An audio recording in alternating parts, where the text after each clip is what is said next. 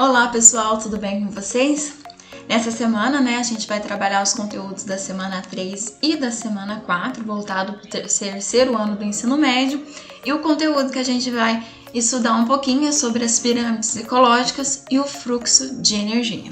Para a gente começar, a gente vai trazer um pouquinho do tema da semana 3, que fala sobre pirâmides ecológicas.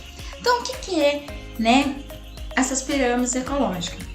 As relações, entre os diversos níveis tróficos de cada ecossistema, eles são representados por gráficos que lembram pirâmides. Essa forma se deve ao fato de haver o quê? Uma redução da quantidade de matéria e de energia de um nível trófico para o seguinte. Então, é uma passagem do fluxo de energia, durante os níveis tróficos. Então, as pirâmides ecológicas, pessoal, eles podem ser de números, de biomassa ou de energia. Então, temos 3 tipos de pirâmide: de energia, biomassa ou de números. E nessas pirâmides, cada nível trófico é representado por um retângulo ou, por um paralelepípedo, cuja dimensão pode ser o quê? Horizontal. E é o quê? Proporcional ao número de indivíduos na pirâmide de número, por exemplo. A de biomassa na pirâmide é a produtividade da energia, da pirâmide de energia, e a dimensão vertical na altura. Então, a gente tem diversas formas de representar as pirâmides ecológicas, principalmente esses 3 diferentes, de números, biomassas e de energia. Aqui a gente tem uma representando, só mostrando para vocês como seria constituído uma pirâmide. Então, a gente tem a pirâmide aqui à direita, a gente mostra o número de produtores. Então, quem são os produtores? São os organismos autóctonos que produzem seus próprios alimentos, que são as plantas, que estão no primeiro nível, como produtores, porque eles recebem diretamente a energia, do sol através da fotossíntese. Aí depois a gente vem dos consumidores primários, secundários, terciários, e essa pirâmide ela mostra, em números. Então, quantos organismos que eu teria por exemplo, nesse bioma, o que está representando ali naquele local. E aí, o PET 6 trouxe algumas questões para a gente estar discutindo, e a gente vai ler um texto para a gente responder a questão número 1 e a questão número 2. Uma cadeia alimentar marinha de 4 níveis tróficos podem ser composta pelos seguintes elementos: fitoplâncton, como produtores, zooplâncton, como consumidores primários, anchovas, como consumidores secundários, e atuns, como consumidores terciários. Então, você pode ver que eu tenho uma cadeia alimentar marinha neste pequeno textinho ali, Tem o consumidor, produtor, consumidor primário, secundário, tudo constituindo a minha cadeia alimentar. Aí na questão número 1 traz assim: uma cadeia alimentar marinha de 4 níveis tróficos pode ser composta pelos seguintes elementos: fitoplâncton como produtores, zooplâncton como consumidores primários, anchovas como consumidores secundários e atuns como consumidor terciário. Com base no texto e nos conhecimentos sobre as cadeias alimentares marinhas, é correto afirmar. Então, o que é correto afirmar? Vamos analisar as alternativas. Letra A: fitoplâncton são organismos macroscópicos de vida longa com pouca energia disponível. É incorreta. Por que ela é incorreta? Porque o fitoplâncton, eles são micro-organismos fotossintetizantes. Então, eles estão na base da cadeia como produtor. Então, a quantidade de energia é grande e disponível, Por exemplo, eles produzem seu próprio alimento, eles vivem flutuando sobre a superfície da água. Assim, por ser o produtor, eles possuem muito mais energia disponível. Então, essa é incorreta, que ele tem pouca energia. B: zooplâncton são organismos macroscópicos de vida longa, com muita energia disponível. Já não, o inverso, ele está incorreto porque ele não tem muita energia disponível, porque ele não está na base da cadeia alimentar como produtor. Ele já vem, como um segundo consumidor. Ele vem como consumidor primário. Então, ele já do produtor para o consumidor primário, eu já tenho um nível, vou começar a baixar a quantidade de energia disponível. Então a B é incorreta. C. A maior quantidade de energia está disponível nos produtores? Está correta. Porque os produtores, pessoal, eles constituem o primeiro nível trófico. E eles capturam, né, a luz do sol e vão usá-los o quê? A 100%. E para transformar ela em moléculas orgânicas ricas em carboidratos, lipídio e açúcar. Então, os principais produtores nos diferentes ecossistemas são as algas e as plantas. E eles vão ter a maior quantidade de energia. Então, essa alternativa é correta. Vamos ver as outras. A D.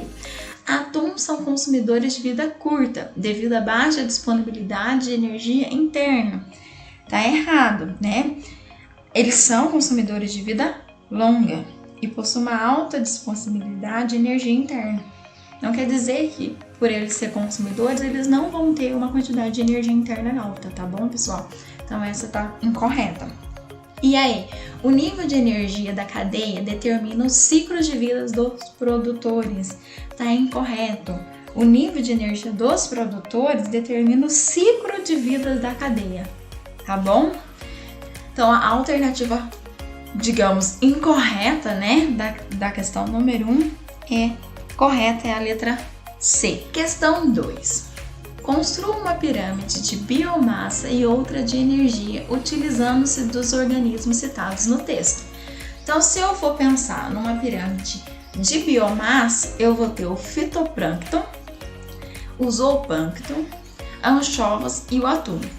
Na pirâmide de energia, por que mudou, professor, a forma que a pirâmide está? Já tem o fitoplâncton como maior, o zooplâncton vai diminuindo, porque conforme, né, os consumidores, a taxa de energia vai diminuindo. Por isso eu tenho o fitoplâncton.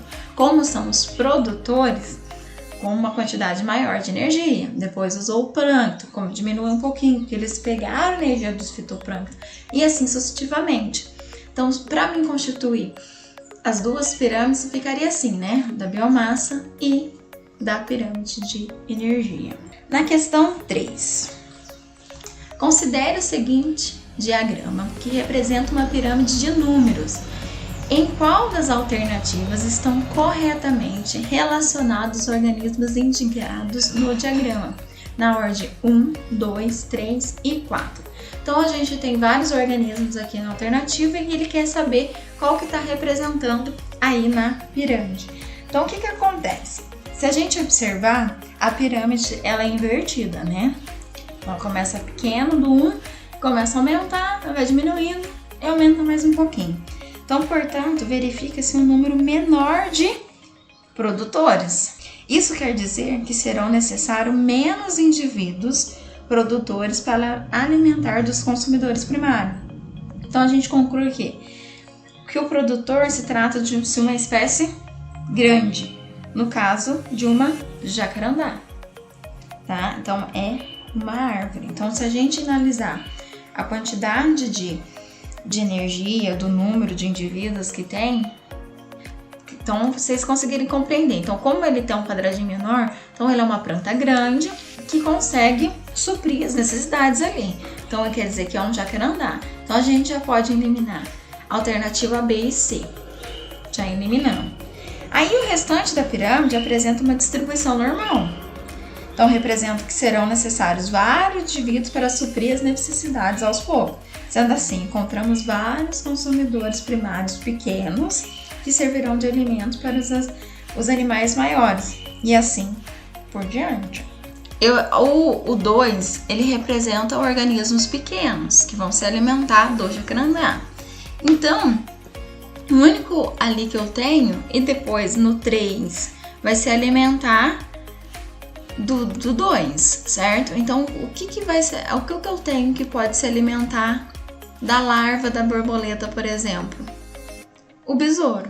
Então, aqui, para corresponder certinho, a única que se encaixa é a letra A. Então, eu tenho o jacarandá como produtor, a larva do besouro como consumidor primário, o besouro como consumidor secundário e a coruja como consumidor quaternário. Então, a alternativa que indica certinho o que está indicado no diagrama é a alternativa A. Questão 4. O esquema representa o fluxo de energia entre os níveis tróficos, que é a pirâmide de energia, de um ecossistema. Essa representação indica necessariamente que... Então, o que acontece com uma pirâmide de energia? Então, a pirâmide de energia, ela tem como base os produtores, né? Os seres vivos que são autróficos que realizam a fotossíntese. Em seguida, temos consumidor primário, né? Terciários e por aí vai. É da mesma forma que a cadeia alimentar, o fluxo de energia segue a mesma dinâmica. E cada nível da pirâmide, menos energia será aproveitada no fim. Ou seja, quanto mais próximo da base, mais energia pode ser aproveitada pelos produtores. Então, o que acontece? Dessa forma, a pirâmide de energia ela mostra que a energia armazenada no total das moléculas orgânicas é maior nos produtores e menores no carnívoro. Então, tem os produtores. Vamos imaginar que eu tenho o número de indivíduo produtor, herbívoros e os carnívoros. E os carnívoros têm uma menor quantidade de energia ali sendo distribuída. Então, analisando as questões, vamos ver. A. O número de indivíduos produtores é maior do que os indivíduos herbívoros? Tá correto. B. O número de indivíduos carnívoros é maior do que o número de indivíduos produtores? Tá errado, né? C. A energia armazenada no total das moléculas orgânicas é maior no nível dos produtores e menor no nível dos carnívoros? Tá correto. A gente sabe como o produtor produz seu próprio alimento através da fotossíntese, ele obtém 100% da energia. Então, se a gente for analisar esse, né, fluxo de energia, esse esquema, quem tem mais energia em moléculas orgânicas é os produtores, e os carnívoros ficam com um nível bem menor. Então, a alternativa C está correta. A D. Cada indivíduo carnívoro concentra-se mais energia do que cada herbívoro ou cada produtor. Está errado, porque a gente sabe que o carnívoro vai ter uma quantidade menor de energia. E. O conjunto de carnívoros consome mais energia do que o conjunto de herbívoros e produtores. Eles vão ter que comer muito mais para poder produzir, mas ali, neste caso, ele não vai ter mais do que um produtor. Então, a única alternativa correta é a alternativa C, que a energia armazenada no total das moléculas orgânicas é maior no nível dos produtores e menor no nível dos carnívoros. E aí, né, na semana 4, foi abordado um pouquinho sobre o fluxo de energia nos ecossistemas. Então, o que é isso, professor, em relação ao fluxo de energia?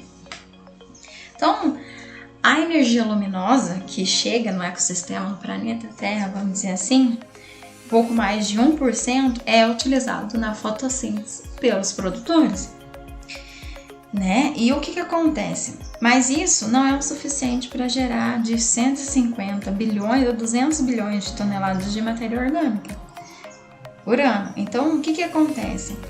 Desses compostos orgânicos é consumido que na respiração da própria planta e na eliminação do gás carbônico e da água. Então, o fluxo de energia, ele quer dizer o quê? A forma como que ele vai transferindo a energia pelos indivíduos. Então, eu tenho como base da maior fluxo de energia que tem é o nosso sistema solar, que ele atinge o nosso ecossistema, que é o nosso planeta Terra. E os produtores, eles vão pegar essa energia através da fotossíntese, gerar matéria orgânica, e os outros, né, que são o consumidor primário, secundário, vai obter essa energia.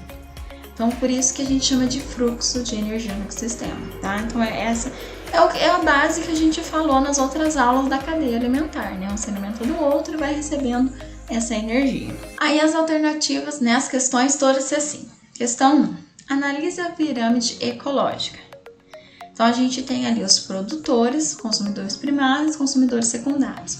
Tenho 40 mil quilômetros por ano, que é a quantidade, aí tem a quantidade de energia que eles vão obter por ano. Então, a análise das informações fornecidas permite afirmar que essa pirâmide, né, o que acontece? Letra A. Representa uma teia alimentar com 3 níveis tróficos? Não, tá? Ele representa um fluxo o quê? Unidirecional de energia da cadeia. Então ele vai representar o fluxo o quê? Da base para o maior. Então vamos analisar. Então ele representa uma teia de 3 níveis tróficos? Não, não é uma teia alimentar. Até a teia alimentar ele pode se divergir, né? B. Retrata as relações ecológicas de cooperação e mutualismo? Não consigo identificar cooperação e mutualismo nessa cadeia de fluxo, né? Nessa pirâmide. C. Indica a produtividade primária bruta dos consumidores? Não. D. Representa uma cadeia alimentar com 2 níveis tróficos, o primário e o secundário? Também não. E E. Retrata o fluxo unidirecional de energia nas cadeias. Aí tá certo, porque você pode ver que eu tenho o fluxo, né? A base produtores tem maior quantidade de energia, os consumidores primários já diminuem a quantidade e o secundário vai diminuindo cada vez mais. Então essa pirâmide ela vai retratar esse fluxo unidirecional da energia nas cadeias. Então alternativa C.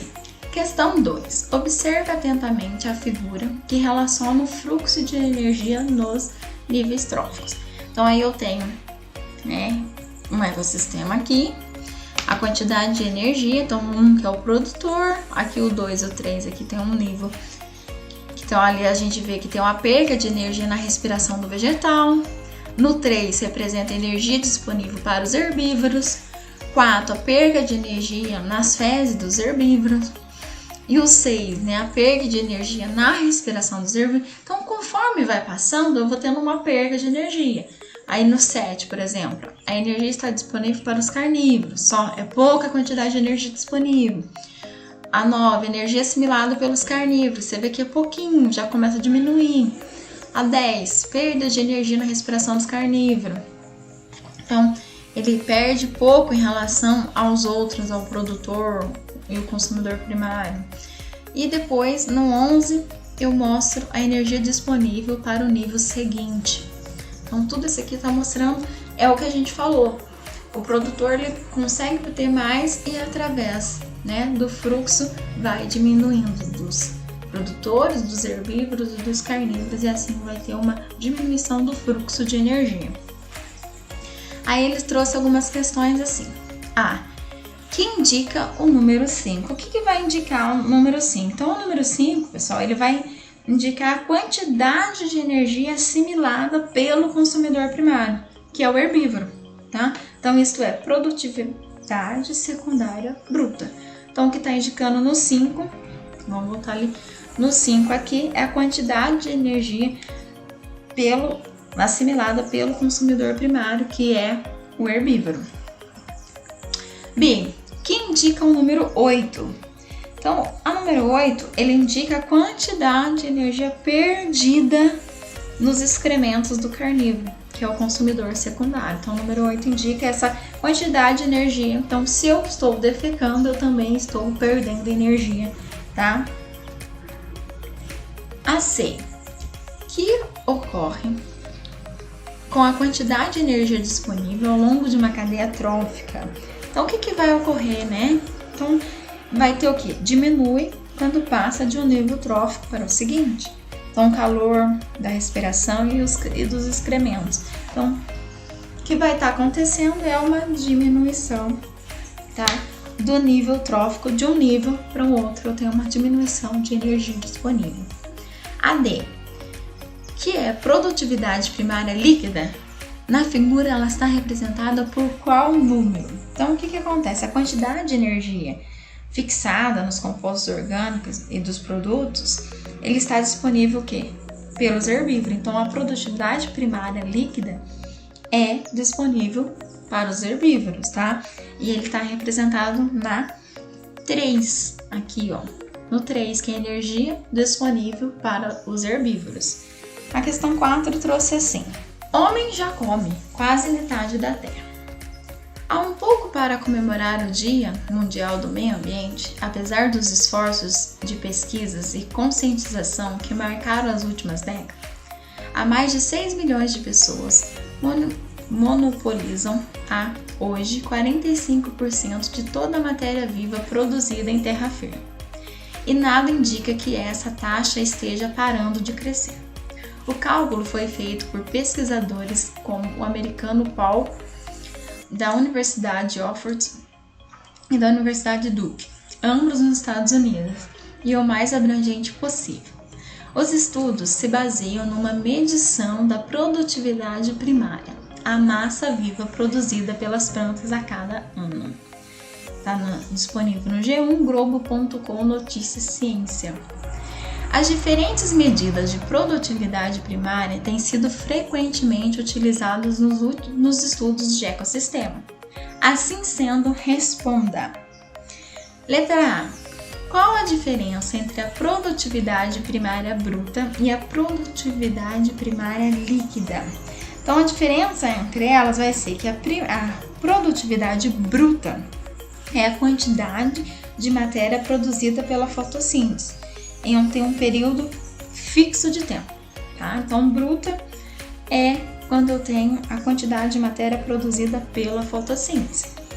E a produtividade líquida é quando eu tenho a energia dos produtores que é utilizada como alimento para os consumidores, principalmente pelos herbívoros. Então, essa é a diferença entre um e outro. Um é produzida pela fotossíntese, pelos produtores, e o outro, né, a produtividade bruta, é utilizada pelos organismos consumidores. Na B, a qual das duas taxas de percentual de 45% mencionados se refere? Então, o percentual de 45%, ele se representa o quê? A matéria viva, produzida na terra firme. Como, por exemplo, plantações monopolizadas por pessoas. Então, as plantações que vai estar mostrando, né, esse percentual de 40% de taxa aí, tá bom? Pessoal, a gente tá ficando por aqui. Não deixa de se inscrever no canal e acompanhando as correções dos planos de estudo tutorado. E espero vocês na próxima correção. Até mais!